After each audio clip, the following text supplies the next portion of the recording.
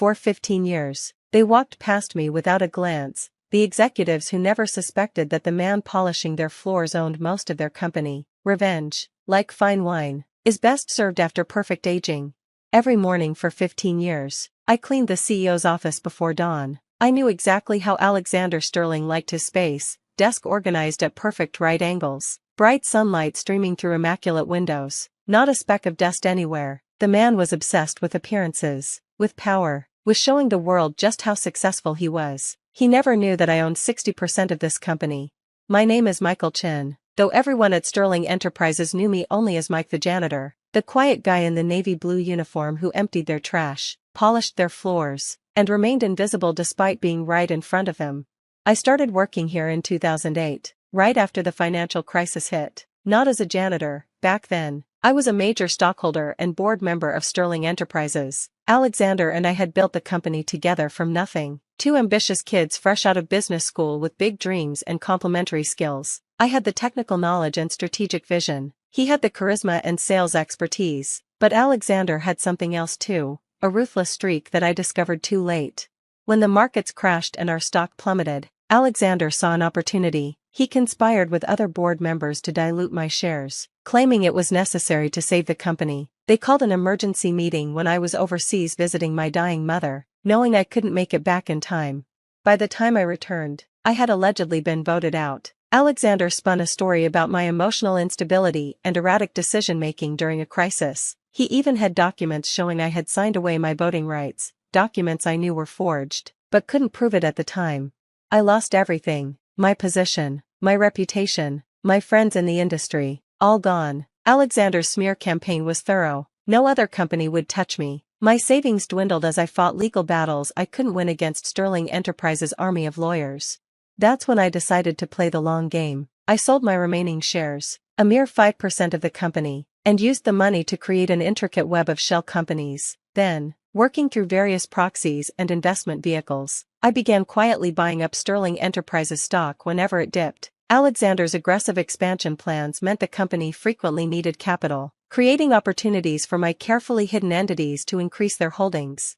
But I needed to be close, to watch and wait and understand every aspect of the company's operations. So I did something Alexander would never expect. I took a job as the building's janitor. He didn't recognize me. How could he? The ambitious young tech entrepreneur he had betrayed looked nothing like the middle-aged janitor in a worn uniform. I had gained weight, grown a mustache, learned to slouch and shuffle and make myself forgettable. When Alexander's eyes slid past me in hallways, I knew my disguise was perfect. For 15 years, I watched Sterling Enterprises grow. I listened to conversations executives had when they thought no one important was around. I read confidential documents left in trash bins, noting which projects succeeded and which failed. I learned about Alexander's management style, his weaknesses, his tendency to overextend the company's resources. I knew more about Sterling Enterprises than anyone, except Alexander. I understood how things worked from the ground up. I knew which maintenance crews were underpaid and frustrated. I knew which middle managers were passed over for promotions despite their talent. I knew where every crack in Alexander's gleaming corporate facade was hidden. More importantly, I knew about the merger before anyone else. One night, while cleaning the boardroom after a late meeting, I found a crumpled note under the table, a preliminary term sheet from Global Tech Industries outlining a potential billion-dollar acquisition of Sterling Enterprises. I smiled, knowing my time was finally coming. Alexander had been so focused on maintaining his image as a brilliant CEO that he had overleveraged the company. The only way forward was this merger. But he didn't realize that Global Tech's offer wasn't a generous lifeline. It was a carefully baited trap. Because what no one at Sterling Enterprises knew was that I also owned significant shares in Global Tech Industries, carefully hidden behind the same web of shell companies. I had spent years quietly influencing their leadership, positioning them to make this exact move. I continued my routine, watching Alexander strut around the office with increasing smugness as merger talks progressed. He loved holding court in the break room, bragging about how he had built Sterling Enterprises from nothing, how his brilliant leadership had attracted Global Tech's attention. "This merger will cement my legacy," he announced one morning to a group of fawning executives. "Sterling Enterprises will become a global powerhouse." I was mopping the floor nearby, invisible as always. If they had looked closely, they might have noticed my slight smile. Alexander had no idea that his legacy was about to crumble. The merger announcement went public on a Tuesday. Sterling Enterprises stock soared as analysts praised the deal's potential. Alexander was everywhere: TV interviews, newspaper profiles, industry panels. The story of his success was irresistible. The visionary CEO who had guided his company through the 2008 crisis and built it into an acquisition target worth billions. All that remained was the final shareholder vote and signatures. Alexander was confident it was just a formality. After all, he believed he controlled the majority of voting shares through various allies and arrangements. That's when my carefully hidden web of companies began to emerge. It started small, one of my shell companies voting against the merger terms, then another, and another. Alexander's team scrambled to identify these mysterious shareholders, but my lawyers had constructed an impenetrable maze of corporate entities spanning multiple countries. I watched Alexander's growing frustration from my janitorial closet. His perfectly organized office became chaotic as he held emergency meetings with his legal team. Papers were strewn everywhere, coffee cups left unwashed, window blinds askew. He stopped noticing whether his trash was empty or his floors were cleaned. One evening, while I was doing my usual cleaning rounds, I overheard him shouting into his phone in the otherwise empty office. "What do you mean you can't find out who owns these companies? I need to know who's blocking my merger. This deal has to go through. The bank loans are coming due, and without this merger..." He stopped abruptly, realizing he had said too much, even though he thought he was alone. But I heard the fear in his voice. The house of cards he had built was starting to wobble. That night, as I cleaned his office one last time, I looked at the wall of awards and magazine covers celebrating Alexander Sterling's business genius. Tomorrow everything would change. Tomorrow the invisible janitor would remind him of the partner he had betrayed 15 years ago. I adjusted his desk back to its perfect right angles, polished his windows until they gleamed, and emptied his trash one final time. In a few hours, Alexander Sterling would learn that appearances can be deceiving, and that true power doesn't always wear a designer suit. The morning of the merger signing, I didn't show up for my usual cleaning duties. Instead, I went to my small apartment and opened a closet I had kept locked for 15 years. Inside hung a perfectly tailored charcoal gray suit, not flashy, but impeccably cut and quietly expensive. I took my time getting ready, transforming myself from Mike the janitor into Michael Chen, majority shareholder. The mustache was gone, replaced by a clean-shaven face that had aged better than Alexander might have expected. I stood straight, letting go of the careful slouch I had maintained for so long. Amazing how a change in posture could erase years of invisibility. The signing ceremony was scheduled for 10 a.m. in Sterling Enterprises' main conference room. I arrived at 9:45, not through the service entrance I had used for 15 years, but through the gleaming main lobby. The security guard, Jim, who had always been kind to the cleaning staff, did a double take, but couldn't quite place me. I took the executive elevator to the top floor, enjoying the subtle scent of the leather interior I had cleaned so many times. When I stepped out, Alexander's assistant, Lisa, was arranging water bottles in the conference room. "Excuse me, sir," she said politely, not recognizing the janitor who had emptied her trash every night. "The merger signing is a private event." I smiled. "I know, I'm a major shareholder." The conference room filled quickly. Alexander's legal team, the global tech executives, board members from both companies, all in their finest suits, all radiating confidence that this was just a formality. Alexander swept in at 9:55, his timing calculated to make an entrance. He looked surprised to see someone sitting in his usual seat at the head of the table, but covered it quickly with his practiced smile. "I don't believe we've met," he said, extending his hand. "Alexander Sterling." I stood slowly, savoring the moment.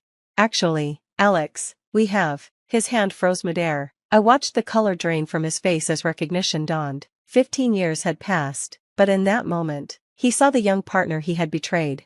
"Michael," he whispered.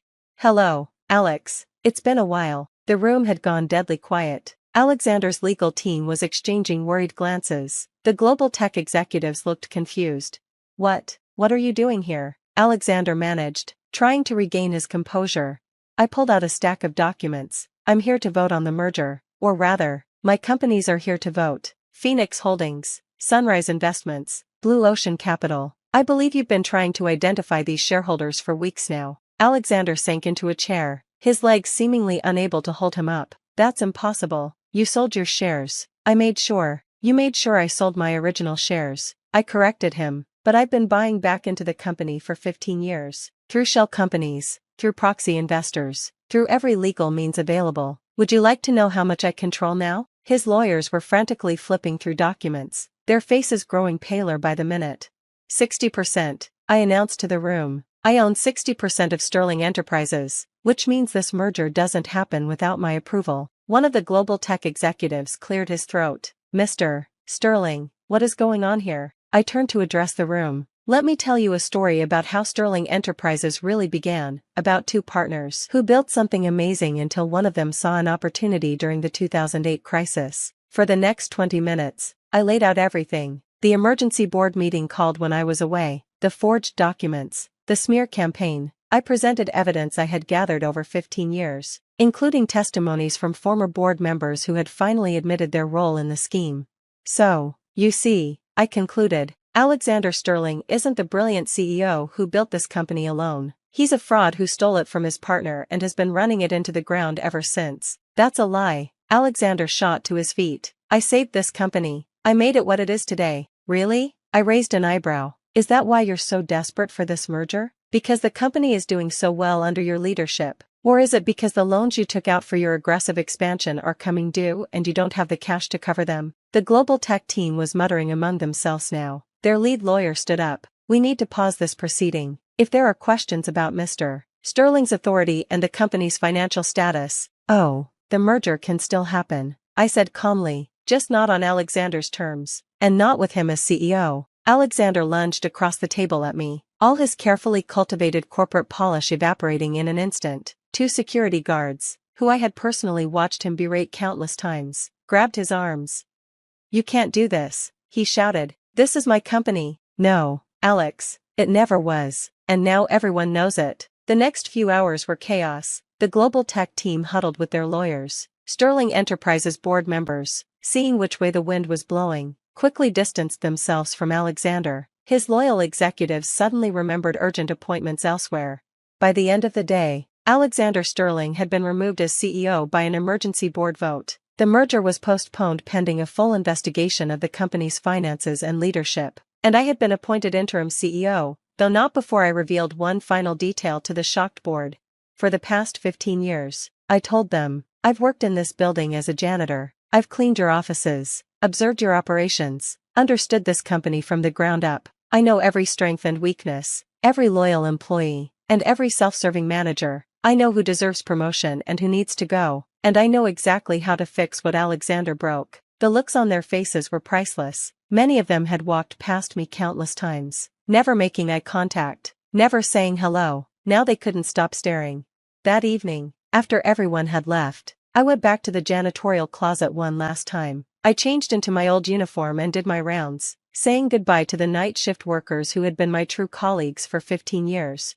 You're really the new CEO? Jose, my fellow janitor, asked in disbelief.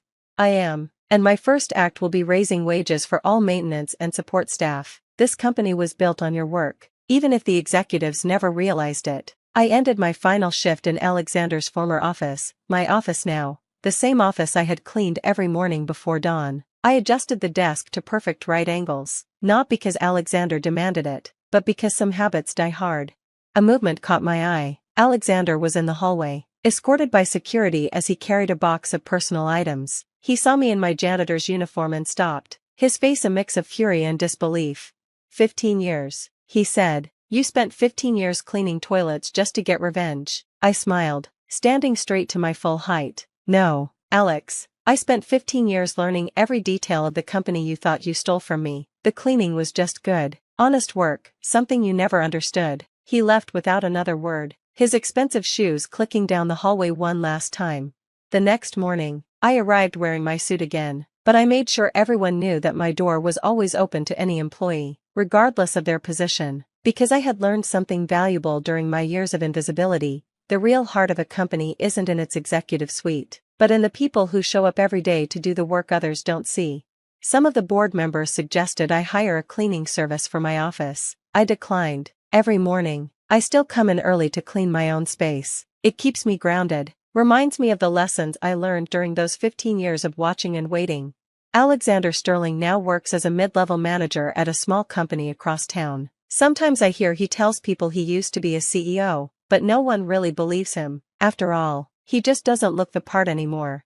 As for me, I'm exactly where I belong, running the company I helped build, making it better than it ever was under Alexander's leadership. And every morning when I adjust my desk to perfect right angles, I smile at the truth Alexander never understood. Sometimes the most powerful person in the room is the one you don't see at all.